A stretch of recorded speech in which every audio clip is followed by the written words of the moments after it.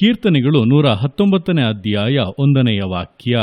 ಯೆಹೋವನ ಧರ್ಮಶಾಸ್ತ್ರವನ್ನು ಅನುಸರಿಸಿ ಸದಾಚಾರಿಗಳಾಗಿ ನಡೆಯುವವರು ಧನ್ಯರು. ಈ ವಾಕ್ಯದಲ್ಲಿ ನಾವು ಹೇಗೆ ನಡೆಯಬೇಕು ಎಂಬುದಾಗಿ ತಿಳಿಸಿ ನುಡಿದಂಥ ಸಂಗತಿಗಳನ್ನು ವಿವರಿಸಲಾಗಿದೆ. ನೋಡುವಂಥ ಸಮಯದಲ್ಲಿ ನಮ್ಮ ಜೀವಿತದ ಮೇಲೆ ಪರಿಣಾಮವನ್ನು ಬೀರುವಂಥ ಅನೇಕ ಕಾರ್ಯಗಳು ನಮ್ಮ ಸುತ್ತಲೂ ನಡೆಯುತ್ತಲೇ ಇರುತ್ತವೆ.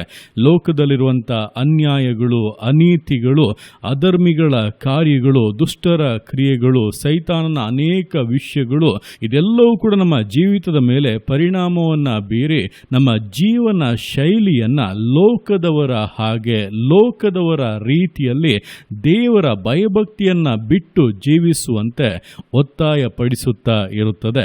ಆದರೆ ಆ ಒಂದು ಒತ್ತಾಯಕ್ಕೆ ಮಣಿದು ದೇವರನ್ನ ಅಗಲಿ ಹೋಗುವುದಾದರೆ, ಮನಸ್ಸಿಗೆ ಇಷ್ಟ ಬಂದ ಹಾಗೆ ಕಾರ್ಯಗಳನ್ನು ಮಾಡುವುದಾದರೆ, ಆರಂಭದಲ್ಲದು ಚೆನ್ನಾಗಿ ಅನಿಸಿದರೂ ಕೂಡ ಅದರ ಅಂತ್ಯವು ನಷ್ಟಗಳು, ನಾಶನಗಳೇ ಆಗಿದೆ. ಹಾಗಾಗಿ ನಾವು ಹೇಗೆ ಜೀವಿಸಬೇಕೆಂಬುದಾಗಿ ದೇವರು ನಮಗೆ ಹೇಳಿದ್ದಾರೆ. ಯೆಹೋವನ ಧರ್ಮಶಾಸ್ತ್ರವನ್ನು ಅನುಸರಿಸಿ ಸದಾಚಾರಿಗಳಾಗಿ ನಡೆಯುವಂಥವರು ಧನ್ಯರು ಎಂಬುದಾಗಿ. ಧನ್ಯರು ಅಂದರೆ ಆಶೀರ್ವದಿಸಲ್ಪಟ್ಟವರು, ಮಿಕ್ಕ ಎಲ್ಲರಿಗಿಂತ ವಿಶೇಷವಾದವರು ಎಂಬುದಾಗಿ. ಆ ರೀತಿಯಾಗಿ ನಾವು ಜೀವಿಸಬೇಕು ಅಂದರೆ ದೇವರ ವಾಕ್ಯಗಳನ್ನು ಅನುಸರಿಸಿ ಸದಾಚಾರಿಗಳಾಗಿ ನಡೆಯಬೇಕು.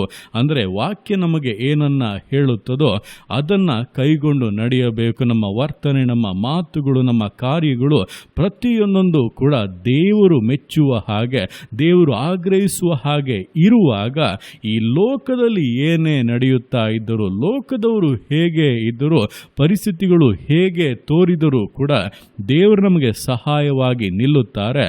ಆತನ ಸಹಾಯದಿಂದಲೇ ಜೀವಿತಗಳಲ್ಲಿ ಮೇಲುಗಳನ್ನು, ಆಶೀರ್ವಾದಗಳನ್ನು, ಪರಿಪೂರ್ಣತೆಗಳನ್ನು ಹೊಂದಬಹುದಾಗಿದೆ. ಆದ್ದರಿಂದ ಈ ದಿವಸಗಳಲ್ಲಿ ಲೋಕವನ್ನು ಹಿಂಬಾಲಿಸಿ ಲೋಕದೊಟ್ಟಿಗೆ ಒಂದಾಗಿ ಹೋಗಬೇಡಿ. ದೇವರ ವಾಕ್ಯವನ್ನು ಅನುಸರಿಸಿ ದೇವರ ವಾಕ್ಯದೊಟ್ಟಿಗೆ ನಿಮ್ಮ ಜೀವಿತವನ್ನು ಹೊಂದಿಸಿಕೊಳ್ಳಿರಿ, ಅನುಸರಿಸಿ ಜೀವಿಸಿರಿ. ನಿಶ್ಚಯವಾದ ಶ್ರೇಷ್ಠತೆಗಳನ್ನು ಹೊಂದಿಯೇ ಹೊಂದುತ್ತೀರಾ. ದೇವರ ವಾಕ್ಯವು ಹೇಳುವ ಹಾಗೆ ಲೋಕದೊಂದಿಗಿರುವಂಥ ಸ್ನೇಹವು ದೇವರೊಂದಿಗಿರುವಂಥ ವೈರತ್ವವಾಗಿದೆ.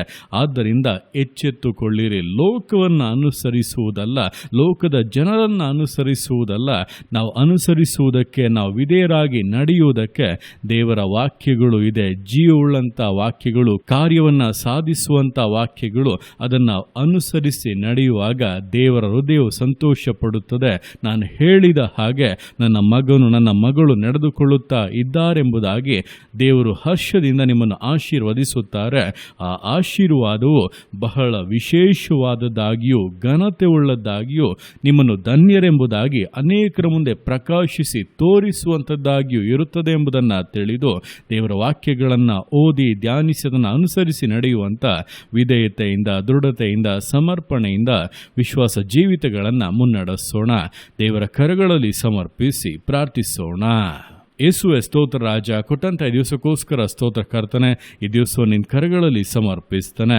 ಪ್ರತಿಯೊಂದು ಜೀವಿತಗಳನ್ನು ನೀನು ಆಳ್ವಿಕೆ ಮಾಡು, ಬಲಪಡಿಸು ಕರ್ತನೆ. ಹೌದಪ್ಪ, ನಿನ್ನ ವಾಕ್ಯದ ಮೂಲಕ ನಿನ್ನ ಮುಟ್ಟಿಗೆ ಸ್ಪಷ್ಟವಾಗಿ ಮಾತನಾಡಿದ್ದೀಯಾ.